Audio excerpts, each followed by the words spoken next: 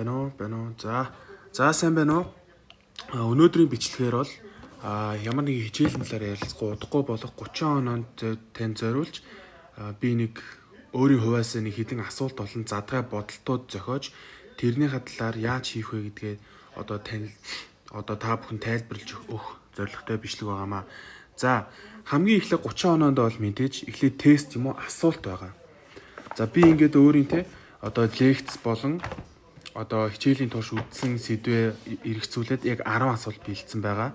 За энэ асуултынхаа хариунд эхний хэсэгтээ бол зөвхөн энэ асуултанд бид нар хариулаад дараагийн хэсэгтэр бол би яг задгай бодлого яаж бодох заавар юуг нь бол оруулнаа. Эдгээр болохоор яг орж магадгүй байх гэсэн одоо асуултуудыг оруулж ирээд өөрөө зохиогоод явсан байгаа. За тэгвэл эхний асуулт нь. За эхний асуулт нь за дөрүүлж байгаарэ. Энийгээ би айл болох нарийнхан болгоч. Тэгэхгүй бол нарай бүдүүн байх шиг байна. За нэг юм байсан ч авах тий. За төвийн шахалтын элементийн тогтворын тооцоонд суналтын талбай нийт талбайн 25%-аас хэтрвэл тооцооны талбай огтлын талбайг олоо гэсэн байна. За энэ бол яг бид нар бол яг лекцэн дээр ярилцсан сэдв. За төрүүлж байгаарай.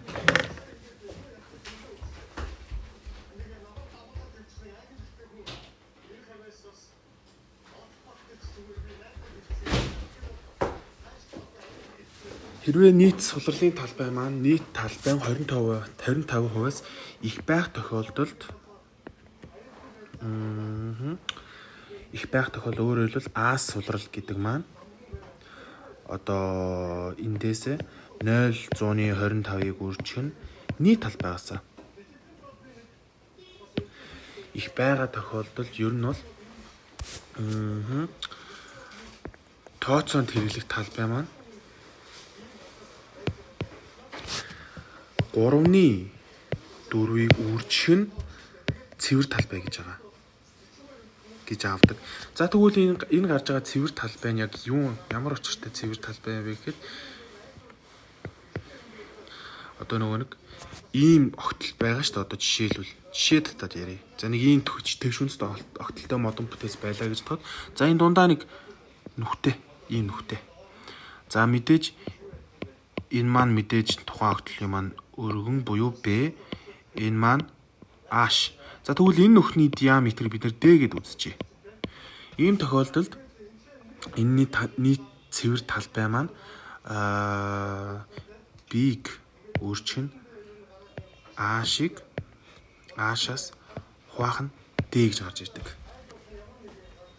За хэрв сулралын талбай маань нийт талбайгаа 25%-аас дээш байгаа тохиолдолд тооцооны одоо хөндлөн огтлын талбайг ингэж авна гэсэн үг. За дараагийн асуулт маань 2. Настилийн тооцоонд дээврийн налууг хэдэн градус үед салхины ачааг тооцдог вэ гэсэн байна. За өөрөөр хэлбэл бид нар одоо курсын төслийн жишээн дээр за нэг ийм бүтэц байлаа гэж бодъё. За нэг ийм татан байлаа гэж бодъё л доо. Одоо ямар ч хамаатай ямар ч хамаагүй нэг ийм татан байлаа гэж бодъё. За тэгвэл энэ альфа өнцөг мэдээж энэ альфа өнцөг гэж байгаа. Энэ альфа өнцөг нь хэд байж ээж одоо энд ирж байгаа. Одоо нэг салхины ачаа буюу VW маань орж ирэх вэ гэсэн байна. За ер нь бол 20 градуст буюу түүнээс дээш тохиолдолд энд маань салхины ачаа маань орж ирдэг. Тэрнээс цаашаа бол хэрвээ энэ альфа өнцөг маань за бодъё л та нэг 15 юм уу? 10 байсан тохиолдолд ямар мухач чинь байсан тохиолдолд салхины ачааг авч үзэхгүй татангийн тооцоо эдэртэй бол зөвхөн яа гэхээр баган дээр гарч ирнэ гэсэн үг. За салхины ачааг давхар тооцохдоо одоо барилгын норм ба дүрмийн дагуу тухайн бүтээцсэн маань одоо өндөр гэж юм байгаа тийм үү? Нийт өндөр одоо жишээлбэл эндээс энэ хүртэл H маань 10 метрээс дээш тохиолдолд манай шугамн манай салхины ачаа маань шугамн тиштэглээр өөрчлөгдөж ер нь бол одоо яг уг нь яг ингэ жигдхэн тархах ёстой боловч бага зэргийн одоо өндөр маань ихсэх тусам тэрнтэй адилхан одоо нэмэгдээд явдаг гэсэн ойлгож байна. Өөрөөр хэлбэл нэг ингэж салхины ачаа нь орж иж болно гэсэн үг. Энийг яг нөгөө нэг танин мэдэх үе ч юм уу эсвэл хэрвээ яг ийм 10 метрээс өндөр дээш тохиолдолд яг салхи маань салхины ачаа өгөх үгүй юу гэдэг тийм асуулт гарч ирвэл яг юуны магад гэдэг сая зүгээр яг завсар зайнд нь оруулаад одоо тайлбарлаад өглөө. За 3 дахь асуулт маань татангийн өндрийг ойролцоогоор хідээр авдаг вэ гэсэн асуулт байна. За татангийн өндөр гэдэг маань за нэг ийм татанг байлаа гэж бодъё л тоо. Жишээ аваад ирчих. За нэг ийм сегмент татанг байлаа. Хамаагүй. За нэг ийм татанг норм ухаад. За энэ мэдээж ээл гэсэн аслалтай тийм үү? Мэдээж татанг одоо бүтээс маань өндөртэй гэж тарна. За нэг ааш, том ааш гэж тэмдэглэж байна. Тэгвэл биднэрт энэ утга өгсөн байлаа гэж тийм ээл гэдэг утга маань өгсөн байлаа гэж тод ааш гэдэг утгаа юунаас авах вэ гэхээр ихэнх тохиолдолд ааш гэдэг маань одоо тухайн ээл гэсэн утгаа нэгээр 6 юм уу 7-оор хуваасантай тэнцүү байдаг. Бид нар энэ курсын төсөл дээр нэлээд олон удаа бодож байсан лира дээр утгаа оруулсан. Хэрвээ ийм асуулт гарч ирэх юм бол одоо жишээл ааш гэдэг маань ер нь бол ээлийг 6 юм уу 7-д хувааж иж олно гэсэн тоо. Лира дээр ч ер нь бол гарч ирдэг. Өндрийн утгыг бол бид нар бичдэг. Хэдийн харьцаатай вэ гэдгийг бид нар өөрсдөө ээлийг оруулсан байхад лира маань өөрөө бодоод гаргаад ирдэг. За. Дөрөв асуулт нь ширхгийн материалын дээвэртэй үед наамал панерын хавтангийн тооцооны хөндлөн огтлыг хэрхэн авах вэ? За, энэ бол ер нь хингийн асуулт л та. Бид нар тухайн хөндлөн огтлыг одоо хавтангийн хөндлөн огтлыг ердөө тэгш өнцөг гэсэн хэлбэрээр л авдаг. Ер нь бол тэр чигтээ. Энэ бол B гэсэн өргөнтэй, A гэсэн өндөртэй. Эсэргүүцлийн момент нь бүгд мэдж байгаа B-г A-шийн квадратыг хуваахна. Инерцийн момент нь одоо B-г A-шийн кубыг ханаар хоёр.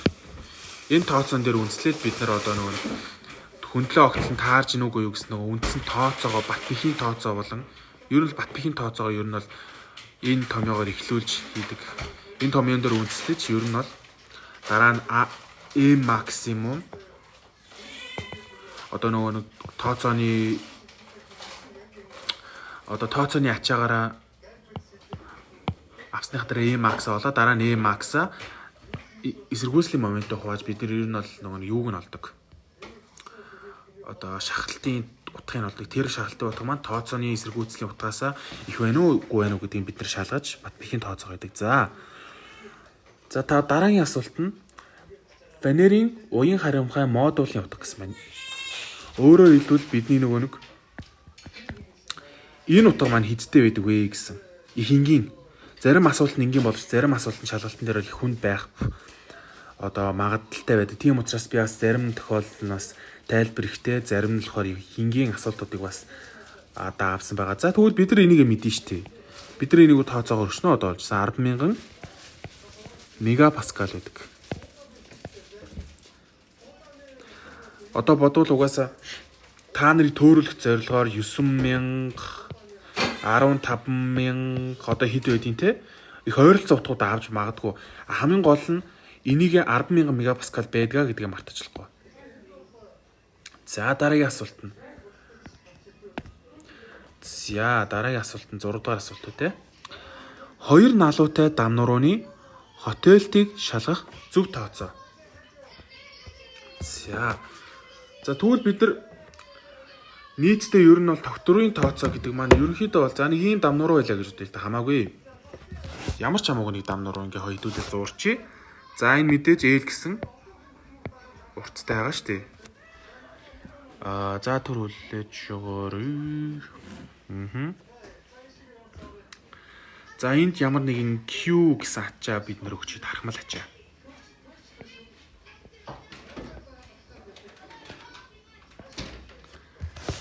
За нэг ийм энэ бол мэдээж Q гэсэн ачаа тархмал ачаа өгсөн байлаа гэж дээ. За тэгвэл бид нар хамгийн түрүүнд одоо тооцоог нь хийхдээ 1-р бүлэг бол 2-р бүлгийн тооцоо байдаг. За 1-р бүлэгт мэдээж бат бихийн тооцоогоо байдаг. Энэ ачааг дааж чадах уугүй юу? 2-р зэрэг нь бид нар хотелтийн тооцоо хийдэг. За бид нар болохоор хотелтийн томьёоныг яаж болох юм бэ гэж ойлгоод байгаа тийм үү?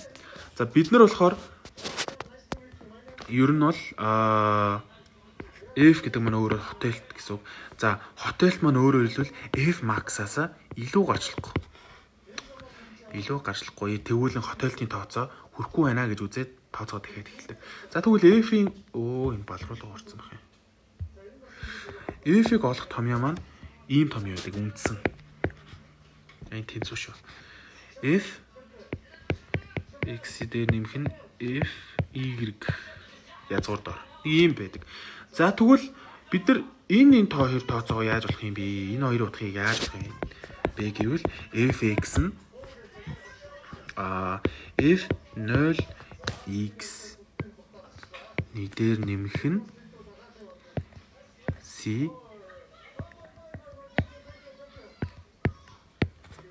ийм байдаг. За тэгвэл f y нь яг адилхан. f0y за ингээд хашлт нь 1 дээр нэмэх нь c үржих нь a шиг хуваах нь a-ийн харьцааны квадрат. Яг юм байдаг. За тэгвэл c нь болохоор хотелтоос нь шалтгаалсан итгэл зүйр гэж ойлгож болно. За тэгвэл бид нар дахиад тэгвэл эднэрийг яаж болох юм бэ? Эднэрийг бол бид нар өөрсдөө бол олж чаднаа. Энэний томьёо нь k үржих нь тооцооны одоо ачааны утга L-ийн кубыг хуваах нь одоо нэг уян харамхаа модулаа үржих нь инерци момент. Ингээл болчдөг. За тэгвэл энэ k нь юу юм бэ гэж байгаа. K нь бас өөрөөр коэффициент бөгөөд ер нь бол бид нар чинь болохоор тархмал ачаанд ажиллаж байгаа дамнуурын дээр болохоор тэр k гэсэн утга маань бидний мэдж байгаагаар 5-ыг хуваах нь 384 болдог. Хэрвээ энэ төвлөрсөн ачаа байсан бол энэ утга нь бас өөрчлөгдөж байгаа. Курсын үзлийг хийж байхдаа би нэг хаяаж олж исэн. Гэтэ яг тэр утгаа яг мартчихэж уучлаарай. Энэ болохоор төвлөрсөн ачаа зөвхөн энэ төвлөрсөн ачаанд үйлчж байгаа тохиолдолд k гэсэн утга нь 5-ыг хуваах нь 384. Хэрвээ тархмал ачаанд ч төвлөрсөн ачаанд бол k гэсэн утганаас өөрөөр явагддаг. Хэрвээ бүр яг одоо нийт юуг нь олох одоо нийт хотелтыг олох гэвэл энэ томьёог сайн санаж авах хэрэгтэй. Зарим тохиолдолд C-г нь мартчихсан, зарим тохиолдолд A шийл хоёрын байрыг сэлсэн байгаа тохиолдол байдаг. Энийг сайн анзаарж агаад зөв хариултаа дугаарлаарай гэж зөвлөж байна. За тэгвэл дараагийн асуулт руу оръё. За дараагийн асуулт маань юу гэж байна? Тэгш өнцөгт тогтмол огтлтой төвийн шахалтын багны тогтворыг хэрхэн шалгах вэ гэж байна. Энийг бид нар бүгд мэдж байгаа. Энэ болохоор бид нар бол олон тооцоо хийж ирсэн. За төвийн шахалт гэж байгаа юм чинь мэдээж сигма n нь момент максаас макс явах шаардлагагүй. Тэгтээ яг макс гэдэг тэмдэглэж байна. Эсвгүүцлийн момент. Гүү солиорч байна. За би өөр томьёотой өөрөө андуурлаа. За уучлаарай. За яг уу. Тэнцүү. Одоо нөгөө тухайн багн маань ийм байлаа гэж бодъё л тоо. Эндээс одоо дагууж үйлчж байгаа. За тэгвэл тэр дагуу чинь n тийм үү? Бид нар болохоор тооцооны талбайдаа яаж өгнө гэсэн үг. Хуваагаад тооцооны квадрат энэ бета гэсэн одоо коэффициентаараа үржүүлсэн утгын n-д хуваана гэсэн үг. Энэ нь бидний мэдж байгаачлан шахалтын тооцооны эсэргүүцлээс ямагт бага юм уу тэнцүү байх хэрэгтэй. Ер нь бол багаар авсан их зөв. Гэтэ мэдээж хамаагүй бага авч болохгүй, бас хамаагүй их вэж авч болохгүй. Хамаагүй бага байгаа тохиолдолд бид нар эдийн засгийн одоо хэмнэлт гаргасангүй гэж ер нь бол эдийн засгийн хувьд үр өгөөж бөгөөж ер нь зардал ихтэй гэж аавна. Тийм болохоор ер нь бол одоо нэг шахалтын тооцооны эсэргүүцэл нэлээд ойролцоод байгаа гэсэн үг. За мэдээж энэ томьёог бол бүгд мэдж байгаа байх гэж би бодож байгаа. За дараагийн асуулт. За.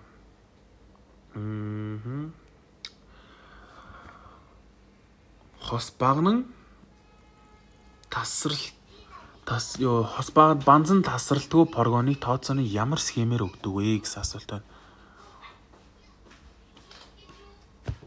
За тэгэхээр энэ 8 буцаагаад ийш орчээ.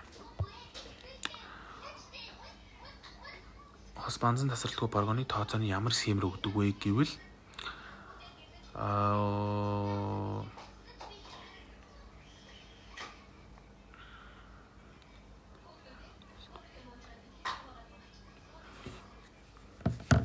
бид нар ер нь бол нөгөө хос багнан прогоны тооцооны схемийг тэнцүү хотелтийн схемээр тооцдог.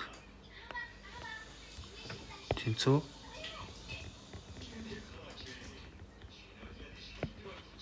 хотелт энүүгээр авч тооцдог. За тэгэхээр ер нь бол одоо тэнцүү хотелтийн юу вэ? Хотелтийн тооцоо шүү дээ. Би яагаад энийг хотелт бичиж вэ?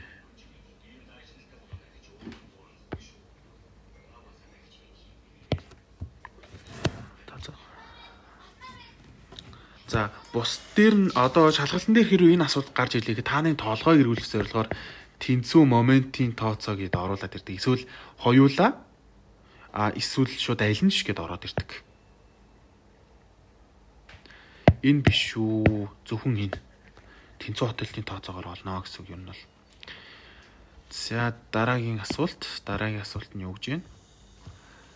За орон зайн бүтээцүүдийн давуу болон дутагдaltaй тал.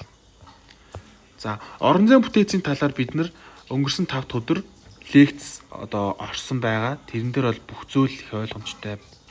Давуу тал болон сул талыг бид нар бол лекцэн дээр үзсэн. За давуу тал болон сөрөг дутагдaltaй тал гэх юм уу? Энийг нь шууд жигсаагаад харж ийдүүлээ. За тэгвэл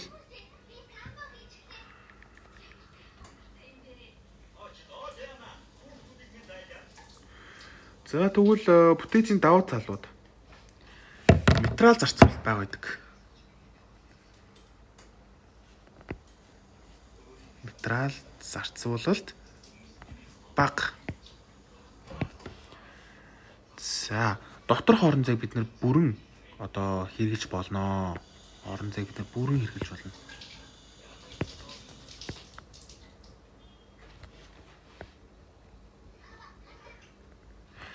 За мэдээж архитектурын хувьд үзэмж сайтай. Бид нар лекцийн үеэр ер нь бол яг энэ орон зайн бүтээцийг яаж эхэлж байгаа архитектурын жишээнүүдээс харж байсан үзэмж сайтай. За тэгвэл сул тал нь юу юм бэ?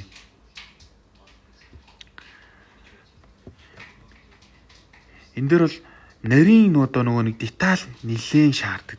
Нарийн төвхтэй. Учир бас давхар хөдөлмөр зарцуулалт гэдэг зүйл маань нэмэгдэнэ гэсэн үг. Хөдөлмөр зарцуулалт маш ихтэй.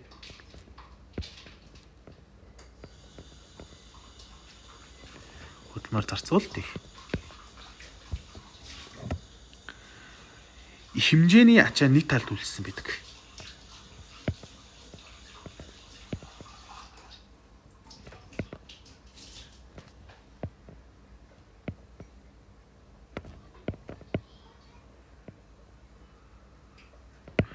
Үйлчилсэн байдаг. Энүүгээрээ ер нь бол сул тал ихтэй гэж ойлгож болно. За дараагийн асуулт маань юу байна гэсэн чинь за энэ дээр 10 гэж тэмдэглэжээ. Яна би өстө муухай чиж байна.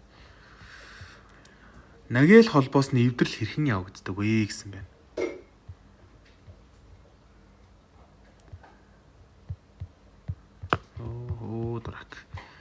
За нагэл холбоосны эвдрэл хэрхэн явагддаг вэ?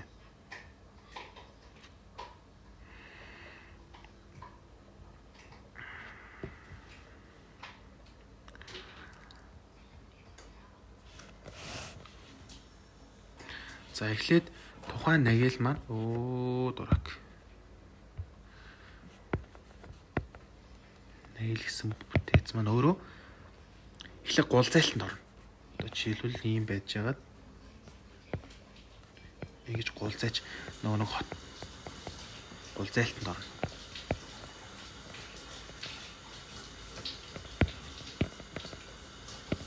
Өөрөөр хэлбэл одоо энийг F гэсэн утга маань F max-аас их байх тохиолдол гэсэн үг байхгүй юу?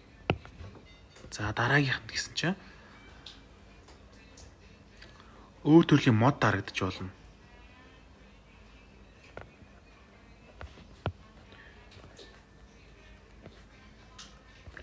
За дараа нь хоорондоо зүрд суйрлнаа гэж байна.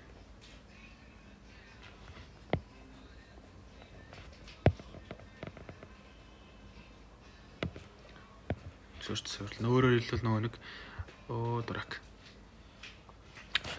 Хийжээ хоорондоо нэг хийцийн алдаанаас болж одоо эвдрэлд орж болзошгүй гэж байгаа. Ер нь бол энэ гурван тохиолдол нь эвдрэл бүгд ер нь бол эвдрэлийн хэлбэртэй ордог.